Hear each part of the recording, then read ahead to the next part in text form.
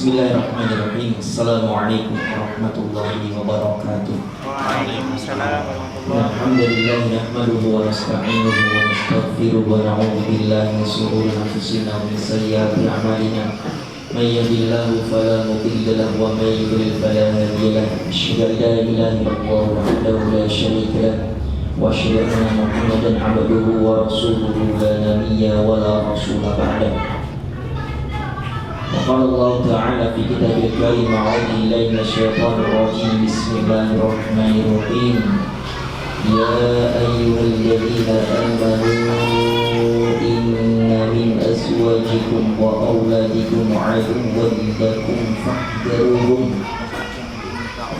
وتصفحوا وتغفروا فإن الله غفور رحيم.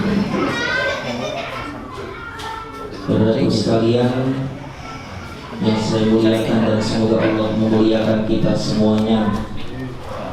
Alhamdulillahirabbil alamin, di sore hari ini kita bersua kembali dalam satu agenda rutin sebulan sekali, bukan hanya kepada pengurus tetapi semua keluarga besar pengurus LKG saja. Alhamdulillah jika Allah mengizinkan kita bersama keluarga kita, bersama pasangan kita, bersama putra putri kita, untuk bersama-sama berada di Raudhatul Jannah, untuk bersama-sama di taman dari taman-taman surga. Apa itu? Yaitu yang disebut dengan majelis ilmu. Jadi majelis ilmu itu adalah bagian dari diantara taman-taman surga. Bagi siapa? Bagi seorang yang mendaki, bagi seorang yang mempunyai asa, bagi seorang yang mempunyai cita-cita untuk bersama berkumpul di surga. Dan semoga saya panjenengan semuanya bersama pasangannya, bersama putra putrinya menjadi penghuni surga. Amin Allahumma amin. Dan lupa kita berdoa kepada Allah.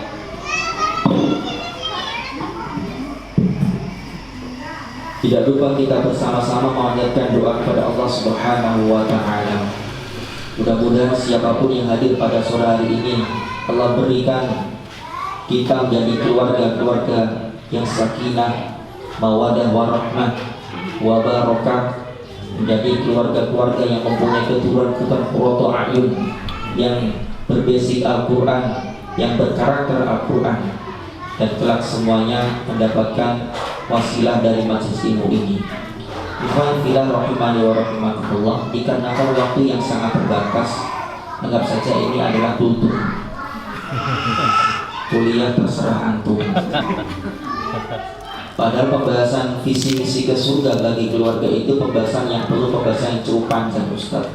Dikarenakan apa? Dikarenakan ini mempunyai satu ilmu yang sangat banyak sekali.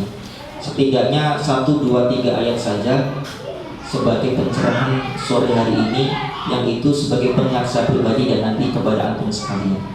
Baik, akan kami sampaikan yang pertama, bahwa mohon maaf, adakah di sini yang belum berkeluarga? Ada yang belum berkeluarga?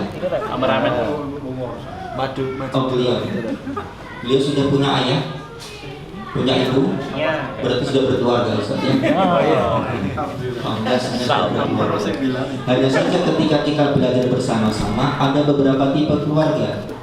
Kalau tipe yang disampaikan biasanya di dalam Al-Quran itu ada 4. Tipe keluarganya Nabi Ibrahim AS bersama istrinya yang bernama Ibunda Hajar dan Ibunda Sarah.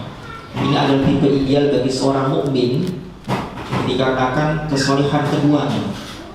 Tipe yang kedua adalah tipe yang satu soleh, yang satu gak soleh. Yang satu soleh, yang satu gak solehah. Kira-kira siapa? Sebagaimana keluarganya Nabi Nuh bersama istrinya yang bernama Nuh. Atau seorang suami, seorang nabi yang bernama Nabi Lut bersama istrinya juga. Suaminya soleh, tapi istrinya gak solehah. Na'udzubillah, kita berlindung dari semua itu. Adapun yang ketiga yaitu sebagaimana tipe keluarganya Raja Fir'aun bersama istrinya bernama Asia. Suaminya tidak soleh, buru-buru nggak soleh gitu ya. Bahkan mengaku karena jumawanya dia mengaku sebagai Tuhan. Sementara istrinya adalah seorang yang salihah. Bahkan Dari didikan beliau lahirlah seorang Nabi Musa alaihissalam. Dan Nabi Musa itu adalah di antara Nabi Musa, di antara kisah-kisah di antara para nabi, 25 nabi dan rasul yang dijelaskan di dalam Al-Quran, dan kisah itu paling banyak dan paling detail dijelaskan di dalam Al-Quran. Jadi tidak ada satu kisah nabi yang sebanyak di antara kisahnya Nabi Musa, dari waktu kecil sampai kemudian beliau dewasa, sampai beliau kemudian menikah, berikut dengan fenomena-fenomenanya. Bahkan di Al-Quran disebutkan kurang lebih 136 kali nama Nabi Musa. Meskipun nama Nabi Musa tidak diabadikan menjadi sebuah nama surat, sebagaimana Nabi Hud itu ada surat Hud, Nabi Nuh maka diabadikan ada surat Nuh. Nabi siapa lagi? Ustaz? Nabi Ibrahim maka ada nama Ibrahim. Nabi siapa lagi?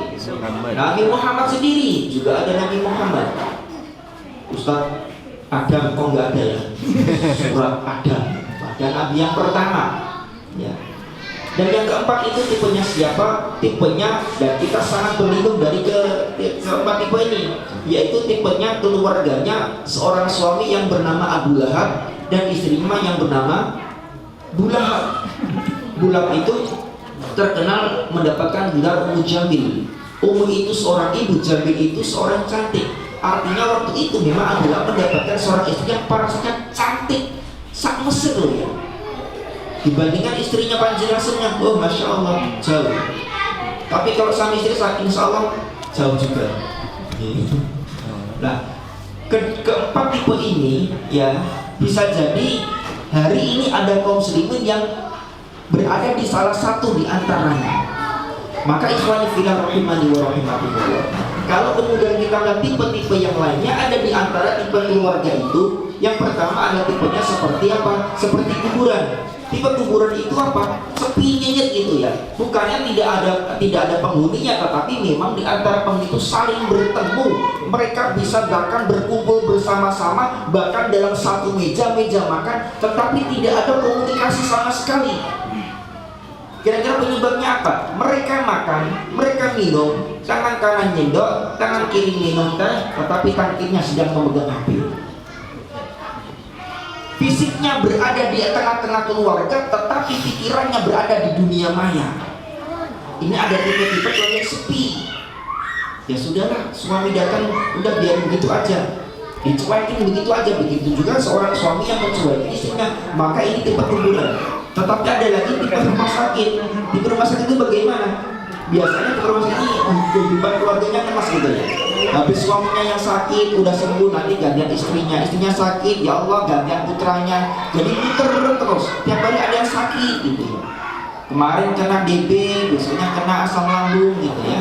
Terus ada lagi dengan keluarga yang tipenya, maaf ini ya, tipenya tipe apa? Tipenya tipe sekolah.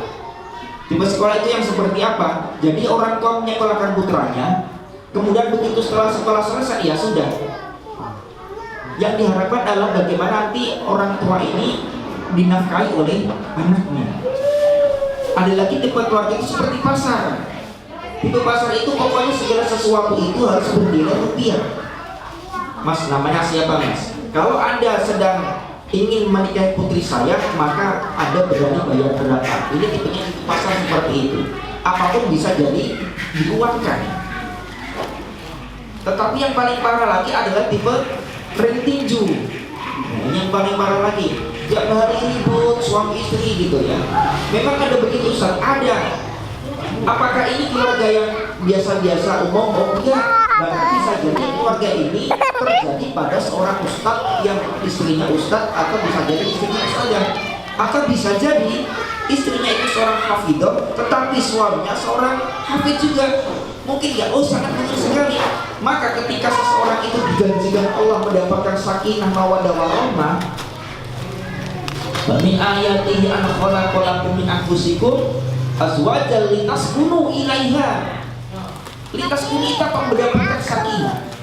Tetapi ketika Imam Al-Jazairi berbicara tentang tafsir mengenai datangnya sakinah di dalam rumah tangga, bisa jadi antum sekalian sudah menikah itu juga bahkan mempunyai pengalaman menikah di sana.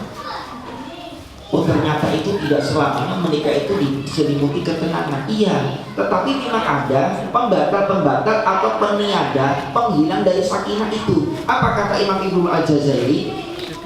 Yaitu diantaranya ja'ala baina zawjaini mawaddah ay mahabbah wa rahmah ay syafaqatan illa idza dzalama ahaduma akhar.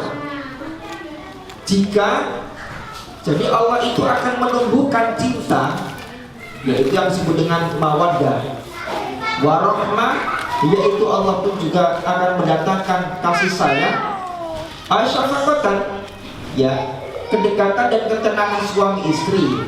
Tetapi semuanya itu tidak akan ada illa idza dzalama ahadumal akhar. Jika di antara salah satu pasangan itu saling mendolimi satu dengan yang lainnya. Artinya memang tetap ada. Kalau kita itu kemudian menyimpulkan apa yang menyebabkan sakinah di dalam keluarga itu tiada, maka yang pertama sebenarnya cuma ada dua, yaitu buruknya hablum minallah, yang kedua buruknya hablum minannas.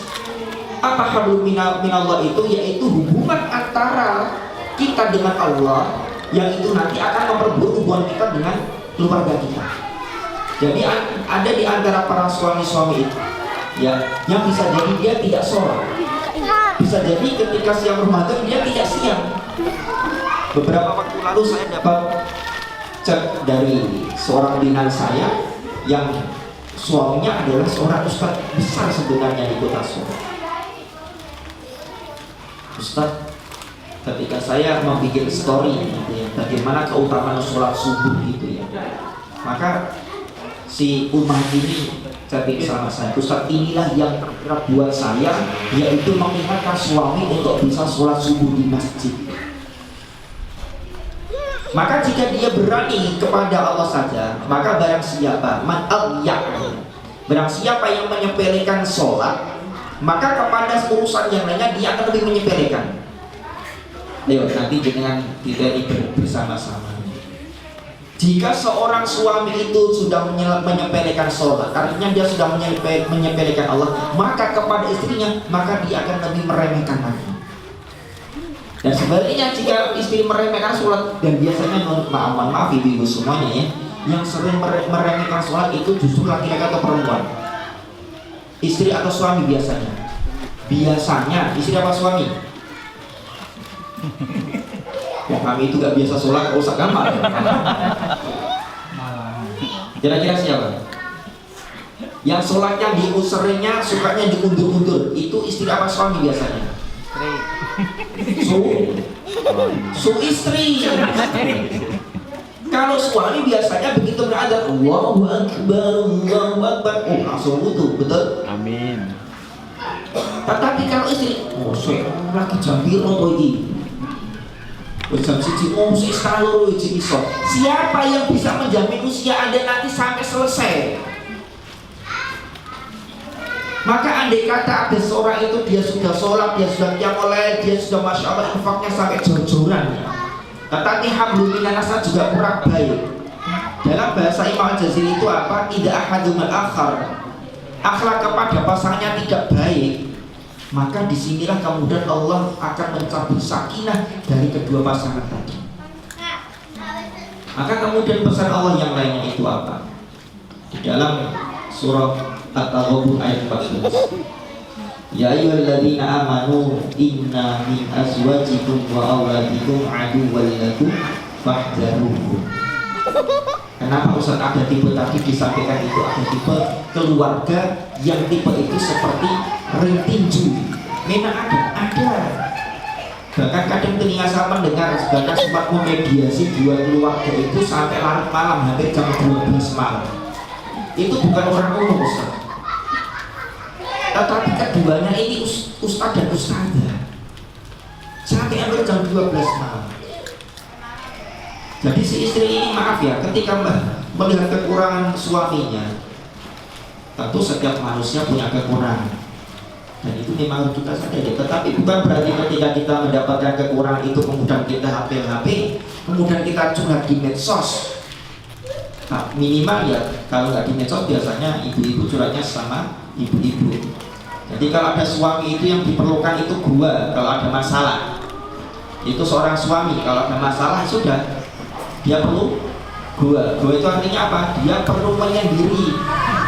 Jadi para istri sekalian, kalau jenengan melihat para suami-suami itu kemudian menyendiri, sudah jam 10 malam Anda sudah tidur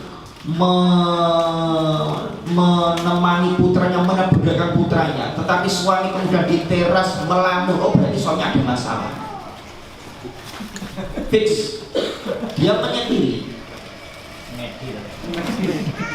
Meditasi ya.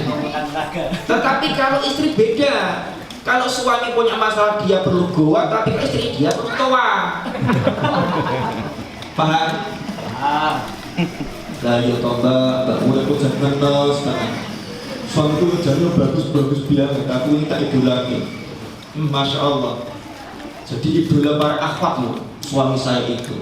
Tapi Masya Allah aku tersesat terhadap apa motor enggak? Nah tuh nih kalau tukang traktor aku. Mau buang terus, rawu mau. Itu tidak boleh seperti itu. Bahkan andai kata kita curhat kekurangan keluarga kepada orang tua kita sekalipun, usahakan untuk tidak seperti itu.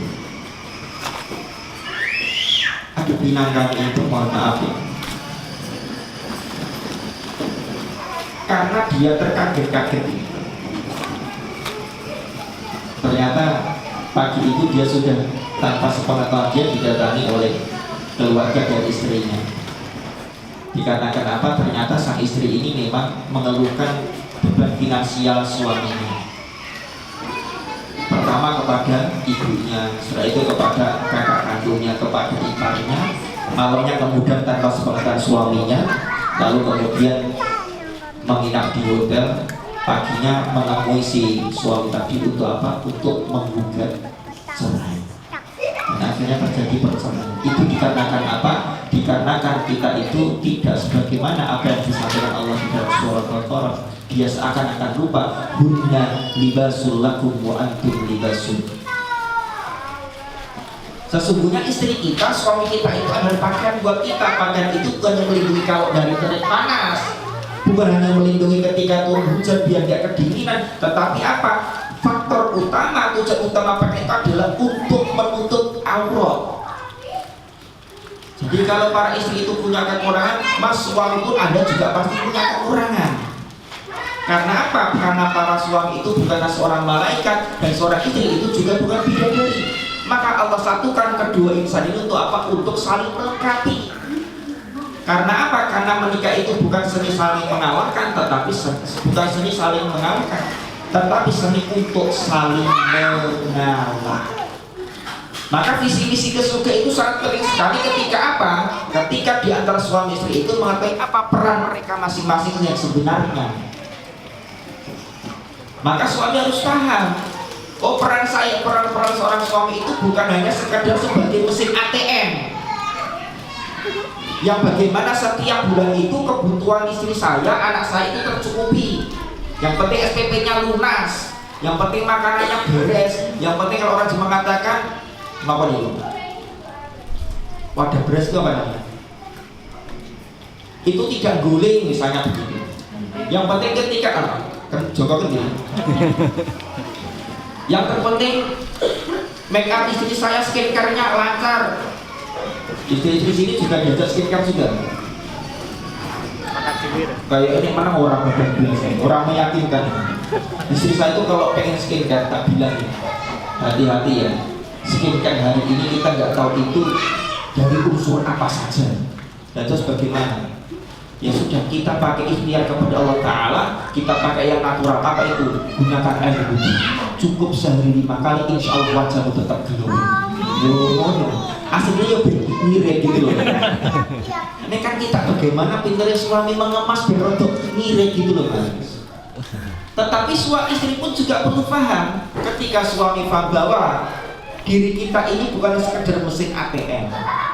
Ketika istri tidak menutup aurat Anda, tidak ada rasa cemburu, rasa gayut sekalipun, bahkan tidak merasa bersalah, maka dia berubah apa peran seorang suami. Tetapi seorang istri pun juga mesti paham Di antara dinamika kehidupan berumah tangga itu bisa jadi kalau jenengan awal menikah biasanya masya Allah romantis banget mas. Ya Mas Ilham, ini nikah keri sini sampai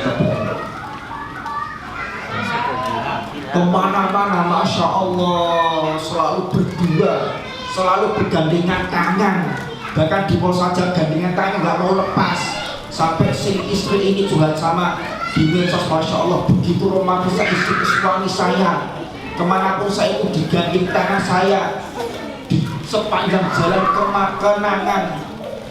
Kau terus bergandengan tangan, hujan pun rintik-rintik sampai masuk mall pun kau takkan lepaskan gandengan tangan saya.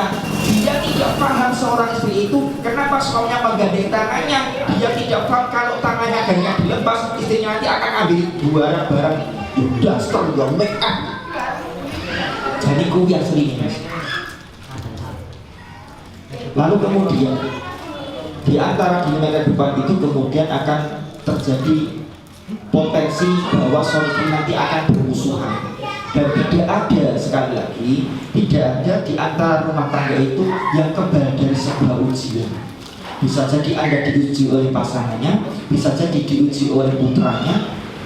Itu untuk apa kira-kira Allah uji untuk itu? Ada orang yang kaya raya mas, tetapi saya punya tetangga kaya raya, tetapi putranya autis berkebutuhan khusus. Itu ternyata Allah punya tujuan yang lain, apa itu? Supaya Allah engkau semuanya tidak masuk dalam kesombongan. Coba kalau Anda kaya raya, Anda sehat terus, istrinya cantik, istrinya cantik, suaminya ganteng, anaknya cerdas semuanya. Ini potensi untuk sombong sangat terbuka lebar sekali. Maka pernikahan yang sudah setahun 2 tahun itu pasti akan menemui dinamika kehidupan. Maka saat engkau bertengkar dengan atau percekcokan kecil itu terjadi, maka di antara pesan para ulama itu, siapakah yang pertama kali untuk mendapatkan atau mewujudkan terciptanya ketenangan atau as-sakinah, yaitu justru itu di tangan seorang istri. Sekali lagi, sakinah itu, ketenangan dalam rumah tangga itu adalah berada di tampuk tangan seorang istri. Maka ketika seorang suami itu betul-betul marah, membatu, susah untuk diberitahu, bahkan menjadi api, sangat panas sekali, maka seorang istri harus pesan dari Nabi kita Muhammad SAW. Di antara penghuni surga itu adalah sebaik-baik wanita yang apabila mendapati suaminya, yang apabila ia sedang ada masalah dengan suaminya, kemudian ia pegang dada suaminya, lalu ia katakan, saya tidak akan melepaskan tangan saya tidak akan mencabut tangan saya kecuali ridho hari ini, kecuali engkau sudah memaafkan saya. Meskipun dia tahu sebenarnya yang salah adalah seorang suami, tetapi untuk meredam kemarahan seorang suami, maka kemudian dia mengatakan tetaplah ia minta maaf. Maka sebagaimana tadi pagi yang saya sampaikan, salah satu di antara keajaiban dunia itu apa? Satu, bukan hanya candi Borobudur. Dua, bukan hanya candi Prambanan atau menara yang miring, tetapi salah satu di antara keajaiban dunia adalah ketika seorang istri berkenan untuk menyampaikan perkataan maaf kepada sang suami. Sebab jika seorang istri itu sudah, maaf ya, seringnya biasanya itu kalau suami dan suaminya salah sekali saja, itu sampai dimemorikan, bahkan 10 tahun akan diingat-ingat. Kalau ia berkata, kamu itu jadi suami kok nggak punya baik sama sekali, kok mas. Satu kesalahan itu kadang akan menggugurkan sekian ribu, sejuta kebaikan seorang suami. Nah itulah kemudian Rasul mengatakan di antara penghuni neraka itu adalah seorang wanita. Kebanyakan dengan para wanita dikarenakan kenapa? Dikarenakan karena lisannya. Maka ikhwan fillah asyhadu wa asyhadu, tentu kita semuanya ingin menjadi keluarga kita keluarga yang ideal, sebagaimana keluarga Nabi Ibrahim alaihissalam beserta istri-istrinya, beserta putra-putrinya. Dan tentu kalau seusia, maaf ini yang paling sepuh usia berapa? Ustaz Nasir berapa usia? 44. 2 tahun lebih dari Pak Bersama. Saya baru 24. Balik 42. Ustaz masih di usia panjenengan. Ketika Anda berada di Gembira Loko, makan enak, itu rasanya gimana? Senang apa tidak? Gak senang. Makanya meskipun spesial, favorit sekalipun, tetapi Anda makan sendirian di tempat yang spesial, syahdu, menyenangkan, itu rasanya tidak enak. Tetapi ketika Anda berada di tempat biasa-biasa, kemudian makanannya pun juga biasa-biasa, tetapi ditemani oleh seseorang yang istimewa, bahkan bersama orang-orang yang spesial, makanan yang biasa-biasa, tempat yang biasa-biasa itu menjadi sesuatu yang sangat istimewa. Apalagi tempatnya tempat yang luar biasa, tempatnya tempat istimewa bersama orang-orang yang spesial, tentu itu akan menjadikan diri kita menjadi orang yang istimewa. Tempat apa yang kita masuk, yaitu yang disebut dengan jannah. Jadi kalau kita masuk surga sendirian, Pak Bu, Ustaz, itu rasanya kurang asik ketika kita di sana tidak mendapatkan istri kita. Anda masuk di sana bersama istrinya, tetapi putra putrinya tidak kita saksikan bersama kita, itu pun ada rasa yang masih kurang. Maka mulai hari ini bersama-sama bagaimana kita tata ulang, kita rajut kembali cita-cita dan asa kita, bagaimana setiap ucapan kita, setiap tindak tanduk kita, setiap perbuatan kita, setiap yang kita lihat, setiap yang kita dengarkan, kecuali semuanya itu mendatangkan ridhonya Allah Subhanahu wa Ta'ala, dan semua itu mampu menghantarkan kita menuju jalan. Maka kemudian ada satu solusi, bukan hanya visi misi ke surga, tetapi di sana memang Allah jelaskan melalui Rasulnya. Kita semuanya rindu surga, sepakat? Iya, sepakat. Tetapi tentu ada yang lebih spesial lagi daripada itu. Apa itu? Kita melihat dirindukan surga. Artinya apa? Surga merindukan kita. Jika kita termasuk di antara 4 golongan itu. Apa itu? Al-jannatu mushtaqatun ila arba'ati nafar. Surga itu merindukan 4 golongan. Surga itu merindukan 4 kelompok. Apa? Yang pertama, tali Al-Quran, orang yang membaca Al-Quran. Cek apakah suami bisa membaca Quran, suami bisa membaca Quran apa tidak, anak-anak kita bisa apa tidak. Jangan sampai makan hele anu tuane bodoh apa kok. Sing penting anaknya pinter. Ada enggak perkataan begitu? Banyak. Tetapi bagaimana anaknya bisa membaca Al-Quran? Tadi saya tanya, nah kelas berapa? Kelas 3. Tak konfirmasi sama bapaknya, ternyata kelas 1. Ustaz kena prank. Anaknya sopo. Mesti paling biaya belum. Tetapi sekarang bapaknya alhamdulillah sudah kembali ke jalan yang benar. Kalau anaknya hari ini SD saja sudah hafal surat An-Naba, yo mosok bapak nih kul hafal surat kalkul. Ya al-kafir bulet rampung-rampung. Kalau Anda sudah bisa membaca tadi yang dibawakan ada jiharga, sudah bagus bacanya, Masya Allah. Apakah kita paham hukum tajwidnya? Sudah, kalau sudah paham, apakah kita mampu membawakan dan mengajarkan dengan cara yang benar? Itu yang terpenting. Jadi golongan pertama, level pertama yang mendapat orang yang dihidukan surga, yaitu tali Al-Quran, orang yang membaca Al-Quran. Yang kedua siapa Ustaz? Yaitu hafidil lisan, orang yang senantiasa menjaga lisannya, dijaga semua lisannya. Bapak-bapak jangan pernah seemosi apapun panjenengan, ya jaga untuk tidak membentak seorang suami atau seorang istri. Jaga untuk tidak membentak seorang putranya. Jika Anda ingin membentuk putranya, saya ulangi lagi, jika kita ingin membentuk karakter putranya, jangan gunakan dengan cara membentak, karena membentak tidak akan membentuk. Udah kata-kata ini kira gampang, juga kakikan Kartosuro, nunggu udane rangkung. Meskipun hari ini hujan, langit saya masih lihat begitu mendung, entah cuaca yang memang mendung atau sebuah kerinduan yang tak terbendung.